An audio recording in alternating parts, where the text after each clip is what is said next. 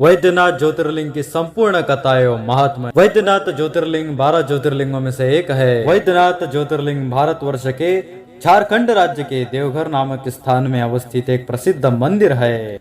शिव का एक नाम वैद्यनाथ भी है, इस कारण लोग इसे वैद्यनाथ धाम भी कहते हैं। राक्षस राज रावण, जो बड़ा अभिमानी और अपने अहंकार को प्रकट करने वाला था, उत्तम पर्वत कैलाश पर भक्ति भाव से भगवान शिव की आराधना कर रहा था।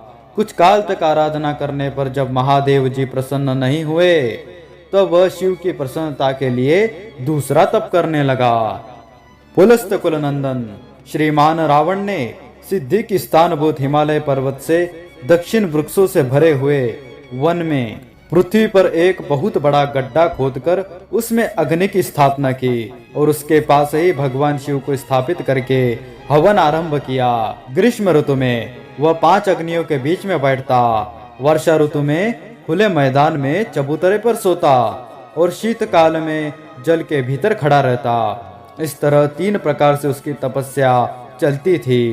इस रीति से रावण ने बहुत तप किया, तो भी दुरात्माओं के लिए जिनका रिझाना कठिन है, वे परमात्मा महेश्वर उस पर प्रसन्न नहीं हुए।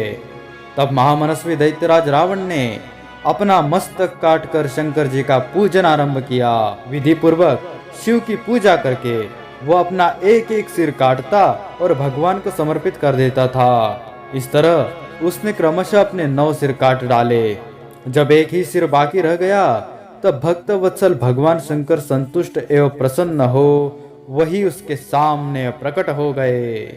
भगवान शिव ने उसके सभी मस्तकों को पूर्ववत निरोगी करके उसे उसकी इच्छा के अनुसार अनुपम उत्तम बल प्रदान किया।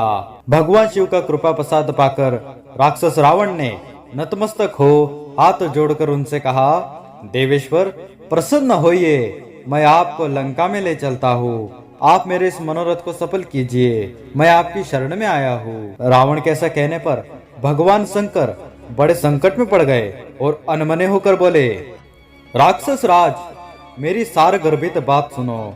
तुम मेरे इस उत्तम लिंग को भक्ति भाव से अपने घर को ले जाओ, परंतु जब तुम इसे कहीं भूमि पर रख दोगे, तब यह वही सुस्थिर हो जाएगा, इसमें संदेह नहीं है। अब तुम्हारी जैसी इच्छा हो वैसा करो। भगवान शंकर के ऐसा कहने पर राक्षस राज रावण बहुत अच्छा कह वह शिवलिंग साथ लेकर अपने घर की ओर चला, परंतु मार्ग में भगवान शिव की माया से उसे मूत्रोत्सर्ग की इच्छा हुई। पुलस्तनंदन रावण सर्व सामर्थ्यशाली होने पर भी मूत्र के वेग को न रोक सका। इसी समय वह आसपास एक ग्वाले को देखकर उसने प्रार्थना पूर्वक वह शिवलिंग उसके हाथ में थमा दिया और स्वयं मूत्र त्याग के लिए बैठ गया। एक मुहूर्त बीतते बीतते वह ग्वाला उस शिवलिंग के भार से अत्यंत पीड़ित और व्याकुल हो गया। तब उसने उसे पृथ्वी पर रख दिया।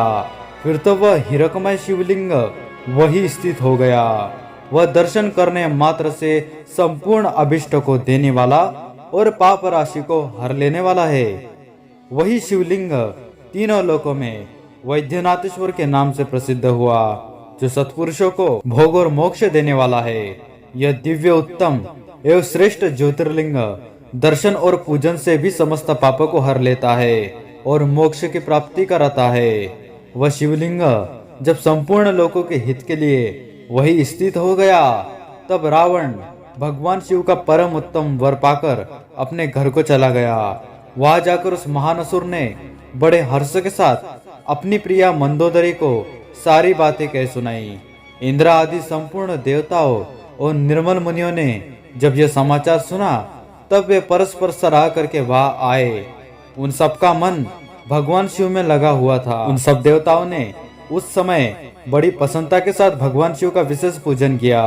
वहां भगवान शंकर का प्रत्यक्ष दर्शन करके देवताओं ने उस शिवलिंग की विधिवत स्थापना की और उसका वैद्यनाथ नाम रखकर उसकी वंदना और स्तवन करके स्वर्गलोक को चले गए। भगवान शिव का परम उत्तम वर पाकर महान असुर रावण अपने घर को चला गया।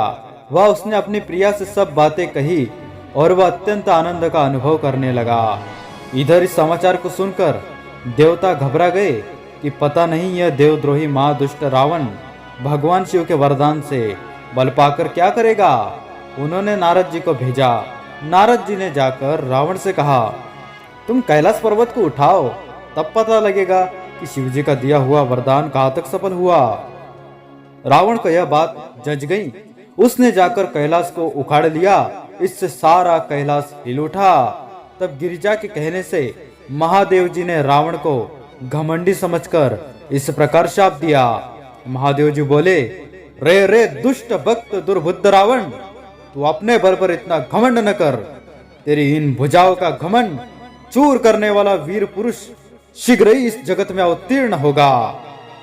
इस प्रकार वह जो घटना हुई उसे नारद जी ने सुना। रावण भी प्रसन्न चित्त हो जैसे आया था उसी तरह अपने घर को लौट गया। इस प्रकार मैंने वैद्यनाथेश्वर का महात्म्य बताया है, जिसे सुनने वाले मनुष्य का पाप भस्म हो जाता है। वीडियो पसंद आए तो वीडियो को लाइक कीजिए, शिव भक्तों से शेयर कीजिए। हर हर महादेव, ओम नमः शिवाय। सनातन धर्म की है ये कथा, सुनाते हैं हम भगवान की महिमा गाथा।